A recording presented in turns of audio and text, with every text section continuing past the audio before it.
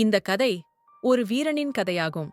ஒரு புயல் அடித்தபோது கடலில் தன் உயிரை காப்பாற்றிய ஒரு மனிதனின் அற்புதமான பயணம். என்ன நேர்ந்தது? அவர் எப்படி மீண்டார்? இன்றைய வீடியோவில் பார்க்கலாம்.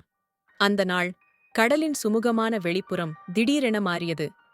காற்று சூறாவளியாக மாறியது. அலைகள் ஆவேசமாக அலைமோதத் தொடங்கின. அந்த காற்று திசையை மாற்றியதால் நாயகன் தனியே கடலில் சிக்கிக் கொண்டார். அவர் ஒவ்வொரு அலைக்கும் எதிராக போராடினார். திடீரென ஒரு மாபெரும் அலை வந்து அவர் பயணித்த படகை சிதறடித்து அவரை நீரில் வீழ்த்தியது. அவன் தன்னை காப்பாற்ற கடலில் துடிப்பதைத் துவங்கினார். ஆனாலும் அலைகள் வலிமையானவை. அவனை ஒவ்வொரு முறையும் கீழே இழுத்துக் கொண்டே போனது. கடல் கொடூரமாக கியாண்டிருந்தது.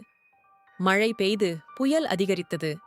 அந்த வலிமையான இயற்கையை எதிர்த்து ஒரு விதியற்ற போராட்டத்தில்தான் அவரின் போராட்டம் இருந்தது. அவன் ஒவ்வொரு நிமிடமும் தன்னை காப்பாற்ற முயற்சித்தார்.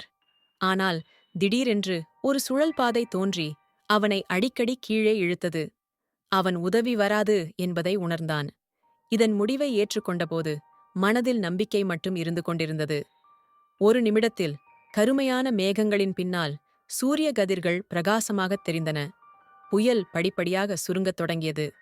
நீர் மெதுவாக அமைதியாகியது.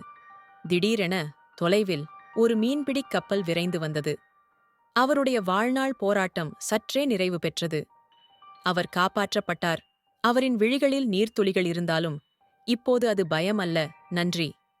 அவருடைய வாழ்வில் ஒரு புதிய ஒளி, ஒரு புதிதாக பிறந்த மனிதராக அவர் வெளிப்பட்டார்.